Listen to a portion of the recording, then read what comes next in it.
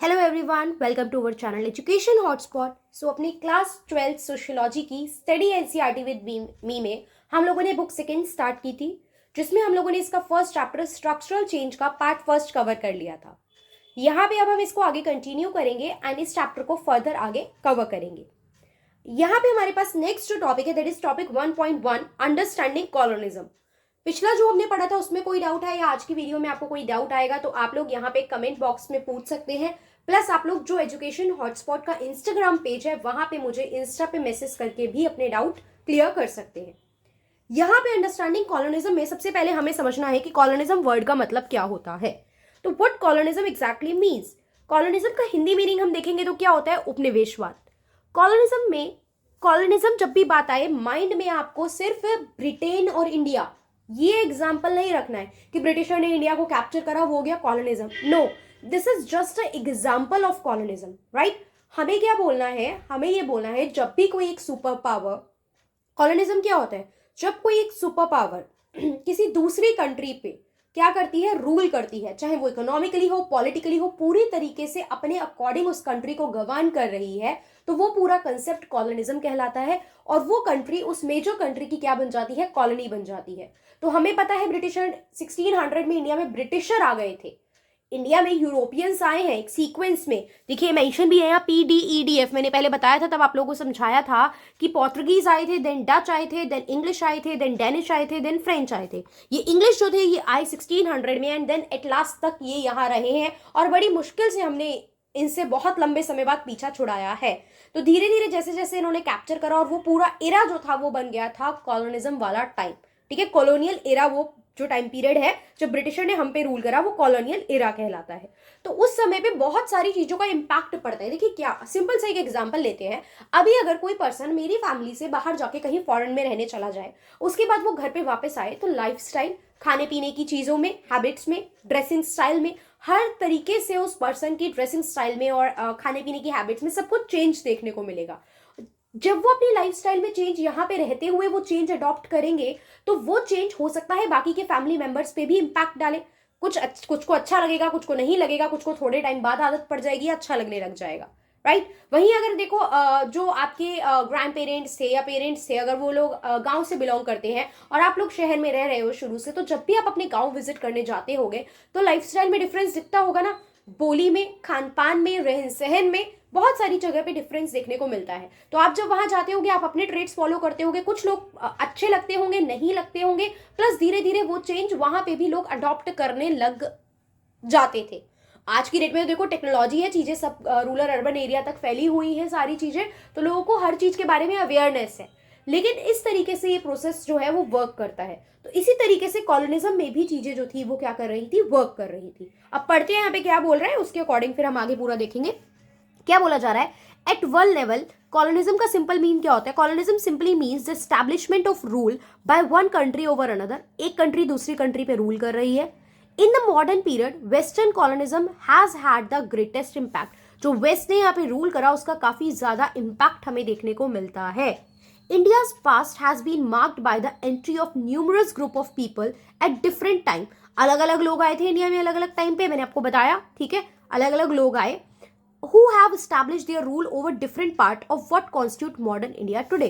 जिन्होंने अपना रूल अलग अलग पार्ट पे क्या करा, स्टैब्लिश किया। लाइक सबसे पहले आए थे, आपको पता है वास्को डी गामा आए, कैलिकट पे आए थे, that is a part of the history, पूरा पढ़ा भी होगा आप लोगों ने। तो अलग अलग जगह पे अलग अलग रूल इन लोगों ने अपना स्टैब्लिश किया। धीरे धीरे 1757 की बैटल हुई, 1764 की बैटल हुई थी, battle of Plassey, battle of Buxar, Bengal वाला पार्ट गया था आपका पूरा। तो ये धीरे धीरे करके सब लोगों ने क्या करे, अपने पैर पसारने स्टार्ट करे और आज की डे में हम वही जो शेप होके, जो पुराने समय से शेप होके जो चीज चलती आई है वही आज हमें देखने को मिलती है, जिसे हम मॉडर्न इंडिया बोलते हैं। The impact of colonial rule is distinguishable from all other earlier rule.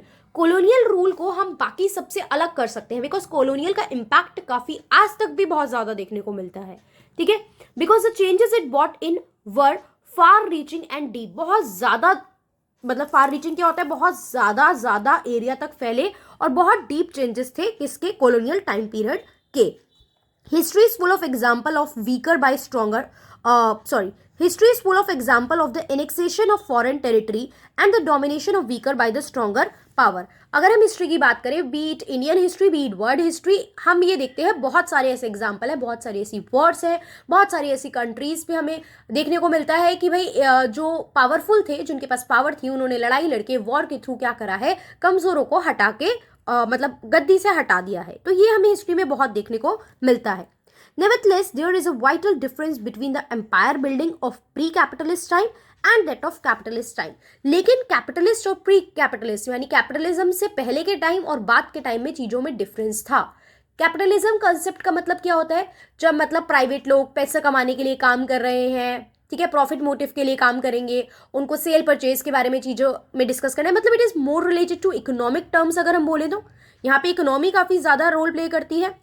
तो यहाँ क्या बोला जा रहा है, apart from outright pillage the pre capitalist conquer benefited from their domination by exacting a continuous flow of tribute.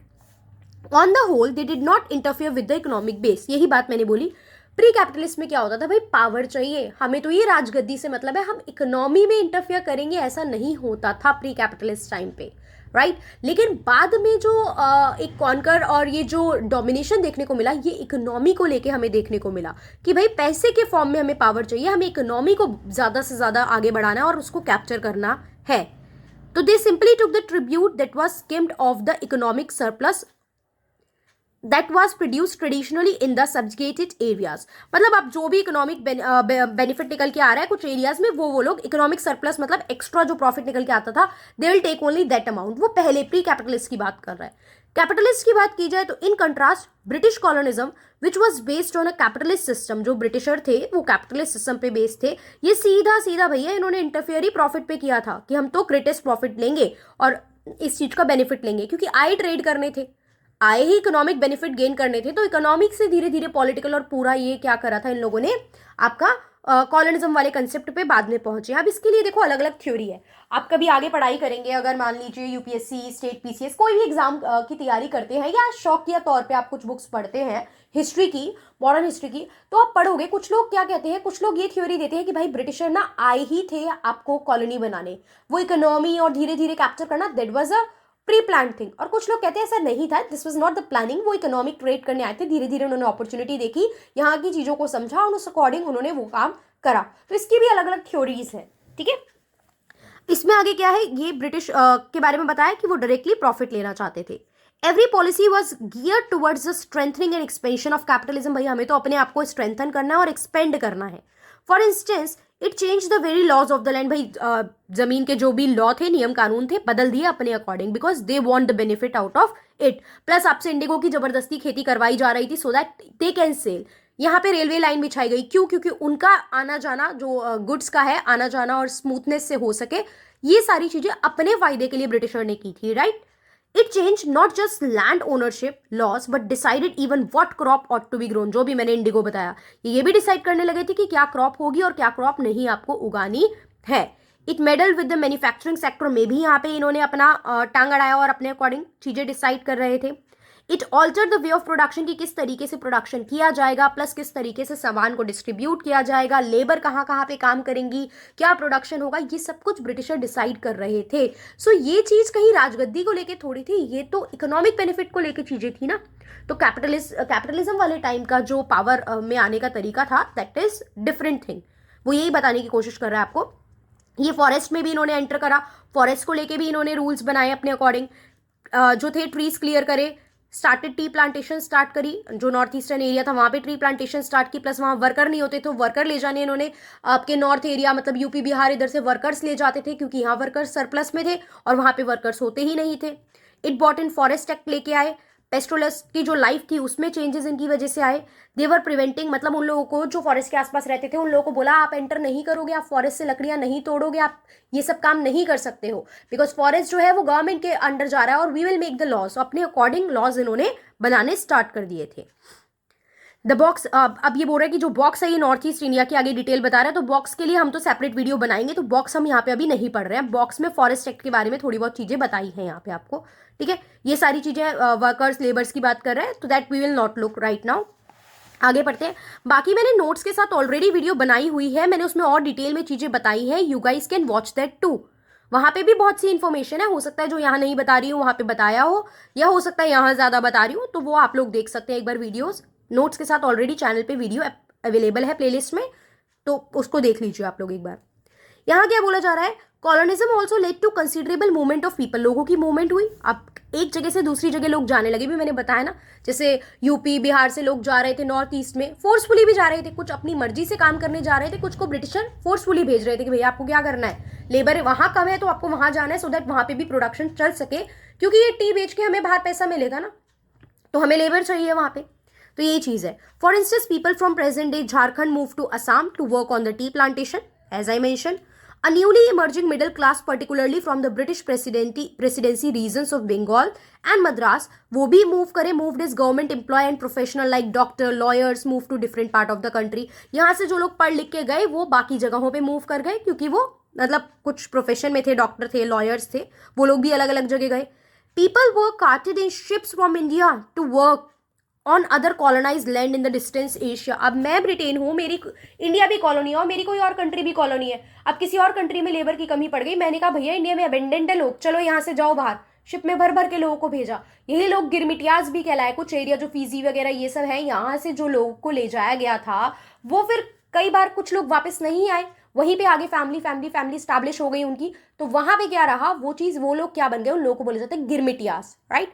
Government अभी time to time recently last year government ने गिरमिटियास के लिए रूल्स भी बनाए थे कि if someone want to come and visit India, they want to see India, क्योंकि भाई उनके फोरफादर्स जो थे वो कहीं ना कहीं इंडिया से बिलोंग करते थे। अब उस टाइम पे चले गए और वहीं बस गए, तो ओरिजिन तो इंडिया है ना उनका। तो गिरमिटियास को लेकर गवर्नमेंट ने भी कुछ रूल बनाए। तो ये चीज है।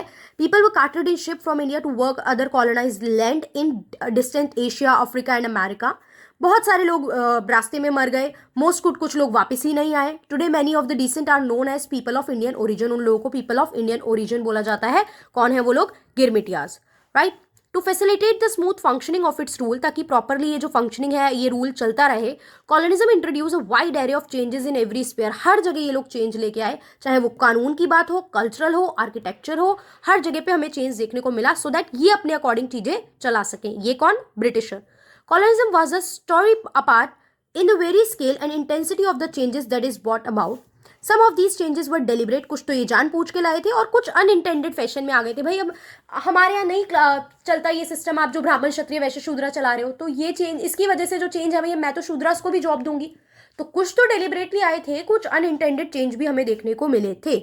फॉर एग्जाम्पल हमने देखा कि कैसे वेस्टर्न एजुकेशन किस तरीके से इंट्रोड्यूस की गई to create Indians who would manage British colonialism. भाई आपको इंग्लिश नॉलेज नहीं है, हम सब इंग्लिश बोलने वाले, तो आपको पहले इंग्लिश नॉलेज होनी चाहिए ना, so that you can manage my work, ताकि आप मेरे काम देख सको, मेरी चीज़ों को समझ सको। तो मेरे लिए ज़रूरी हो गया था, ब्रिटिशर के लिए ज़रूरी हो गया था कि भैया यहाँ पे इंग्लिश पढ़ाई जाए। ये थोड़ी था कि उनको हमारा वेलफेयर सोचना था। दे वांट कि भाई हमें लोग चाहिए, हमें मैन फोर्स चाहिए, तो इनको अपने अकॉर्डिंग क्या करना पड़ेगा, चेंज हमें करना पड़ेगा। तो instead it lead to the growth of nationalist and anti colonial consciousness. अब क्योंकि पढ़ लिख गए, अवेयरनेस आ गई, तो भैया आपका जो आपने अपने फायदे के लिए चीज करी थी उससे आपका अल्टीमेट नुकसान भी हुआ, क्योंकि लोगों में अवेयरनेस आ गई थी, लोग देख रहे थे बाहर तो इतनी लिबर्टी है, चीजें अपने अकॉर्डिंग हो रही हैं, तो हमें क्यों नहीं है फ्रीडम। तो यहाँ पे लोगों में नेशनल कॉन्शियसनेस जो थी वो इस वजह से हमें देखने को मिली। This magnitude and depth of the structural changes that colonialism unleashed, ये जो कॉलोनिज्म की वजह से चेंज आए, can be better grasped if we try to understand some basic feature. अगर हम कुछ चीजें समझने की कोशिश करेंगे तो हम ये जो चेंजेस आ रहे थे इसको और बेटर तरीके से समझ पाएंगे।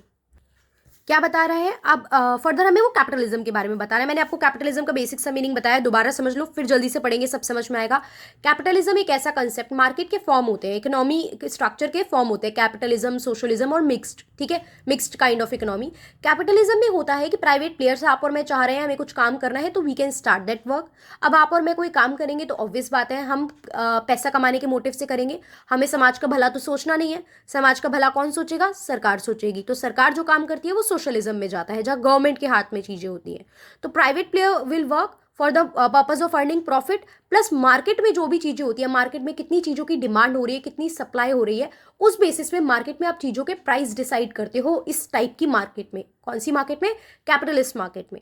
तो वही बता रहा है, कैपिटलिज्म एक इकोनॉमिक सिस्टम है in which the means of production are privately owned होते हैं and organised to accumulate profit, कमाना है उन्हें, विद इन अ प्रॉपर, मतलब यहाँ पे एक मार्केट सिस्टम के अंडर।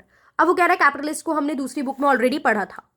अगर आपने डिटेल वीडियो विद नोट्स देखी है तो वहां पे भी मैंने डिटेल में आपको ये चीज समझा रखी है, तो आई होप ये चीज में कोई डाउट नहीं होगा।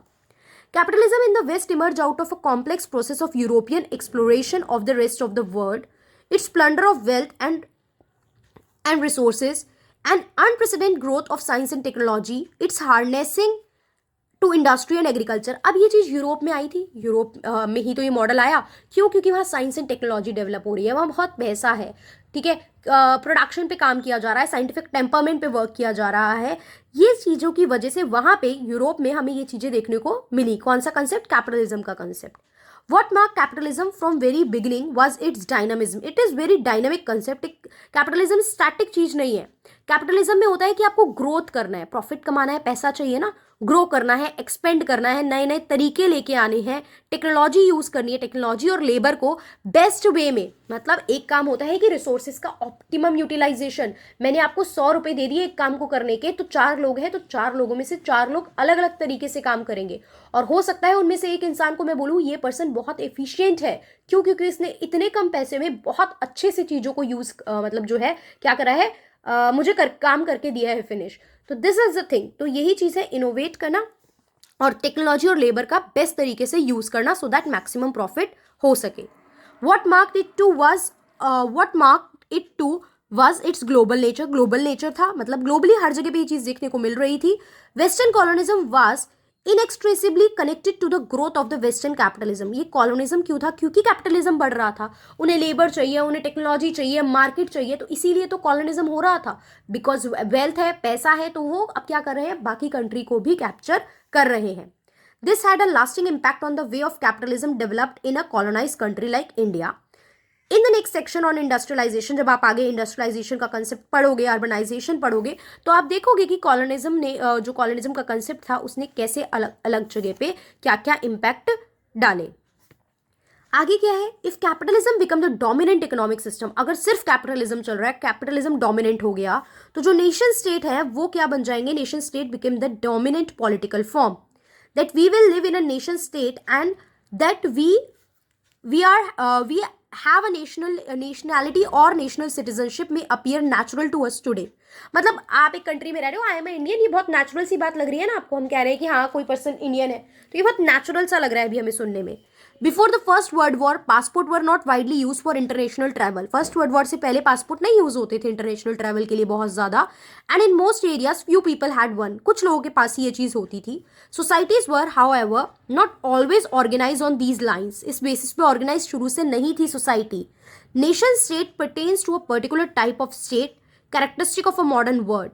अब यहाँ पे क्या बोला जा रहा है कि यहाँ पे चीजें एक पर्टिकुलर टाइप का स्टेट होता था, हर जगह की अलग अलग कैरेक्टरिस्टिक है। देखो आज भी मैं बोलूँ, इंडिया आज एक मिक्स्ड इकोनॉमिक सिस्टम फॉलो कर रहा है। अमेरिका की बात करें, अमेरिका एक कैपिटलिस्ट कंट्री है, तो धीरे धीरे डेवलप हुई ये चीजें। शुरू से सब कुछ ऐसा नहीं था ना, चीजें over a period of time change हुई हैं, और हिस्ट्री में इतना सब कुछ पढ़ा ही है आपने चीजों को लेके। तो यहाँ पे क्या है, a government has sovereign power with in a defined territorial area. Territorial area मतलब जितनी इंडिया की बाउंड्री है वहीं पे तो मेरी पावर चल रही है। सोवरेन मतलब कोई इंटरफेयर नहीं करेगा, तो जितनी इंडिया की टेरिटरी है वहीं पे कोई इंटरफेयर नहीं करेगा ना। मैं डिसीजन ले सकती हूँ, लेकिन ये थोड़ी कि अब आप कहोगे अफगानिस्तान में जाके मैं अपने लिए कोई डिसीजन ले लूँ, नहीं, वहां तो भाई वहां की गवर्नमेंट इंटरफेयर करेगी। तो आपका जो सोवरेन पावर का रूल चलता है वो एक फिक्स्ड डेफिनेट टेरिटोरियल एरिया तक चलता है। तो यहाँ पे हमने देखा कि सोवरेन पावर है within a definite territorial area and the people are citizen of a single nation. हम एक सिंगल नेशन मतलब we will classify as Indians. Nation state are closely associated with rise of nationalism. जैसे जैसे nationalism बढ़ा वैसे वैसे nation state का concept भी हमें देखने को मिला। The principle of nationalism assume that any set of people have the right to free and exercise sovereign power. अब इंडिया में रह के आपको तो किसी स्टेट से दूसरे स्टेट में जाने के लिए कोई पासपोर्ट वीजा चाहिए नहीं, है ना, तो you are free to move from here and there except in certain cases. वो केसेस अभी काम के नहीं है, कुछ होते हैं इनर लाइन परमिट एरियाज जहाँ पे कुछ प्रॉब्लम चल रही होती है, टेंशन वाले एरिया होते हैं, वहाँ नहीं अलाउ होता, वहाँ परमिशन से ही जा सकते हो, लेकिन जनरली आपको नहीं कुछ भी परमिशन की रिक्वायरमेंट होती है, वो एक्सेप्शनल केसेस है, वो नहीं देखेंगे अभी। It is an important part of the rise of democratic ideas. यही चीज डेमोक्रेटिक आइडियाज को क्या करती है, शो करती है। आप इसके बारे में आगे फर्दर चैप्टर में पढ़ोगे। It must have struck you that the practice of colonialism and the principle of nationalism and democratic right are contradictory. मतलब कॉलोनिज्म, ऑब्वियस बात है कॉलोनिज्म है तो कहाँ से डेमोक्रेसी हो सकती है, तो ये तो कॉन्ट्राडिक्टरी चीजें हो गई. For colonial rule implied foreign rule such as British rule over India. Colonial rule मतलब क्या था, फॉरेन रूल, जो ब्रिटिशर क्या कर रहे थे, रूल कर रहे थे इंडिया पे. और नेशनलिज्म का क्या मतलब था, nationalism implied that people of India और ऑफ एनी कॉलोनाइज सोसाइटी, किसी भी कॉलोनाइज सोसाइटी के लोगों के पास इक्वल राइट है टू बी सोवरन, वो अपने डिसीजन खुद ले सकते हैं, कोई और उनके बिहाफ पे या उनके लिए डिसीजन नहीं लेगा. Indian nationalist leader were quick to grasp this irony. वो बहुत जल्दी समझ गए थे कि यार आप पढ़ा कुछ और रहे हो, आप प्रैक्टिस कुछ और कर रहे हो और इंडिया में अप्लाई कुछ और हो रहा है. तो यहाँ पे लीडर समझे, तभी लीडर्स ने अगेंस्ट आवाज उठाना स्टार्ट करा और एक बड़ा फ्रीडम स्ट्रगल चला. उसके बाद हमें जैसे तैसे जाके क्या मिली, आज़ादी मिली. They declared the freedom और Swaraj was the first birthright and fought for both political and economic freedom. भाई अगर आपको पॉलिटिकली और इकोनॉमिकली आज़ादी चाहिए तो हमें चाहिए स्वराज, मतलब हमारा खुद का राज. हमें आपकी आधी अधूरी आज़ादी और ये सब नहीं चाहिए. Swaraj is my birth right and I shall have it. ये लाइन किसने बोली थी, आप लोग मुझे कमेंट करके बताएंगे कि ये जो कोट था, Swaraj is my birth right and I shall have it, Swaraj मेरा जन्मसिद्ध अधिकार है और मैं इसे लेके रहूंगा. ये लाइन्स किस आपके लीडर ने बोली थी, ये आप लोग मुझे कमेंट करके बताएंगे.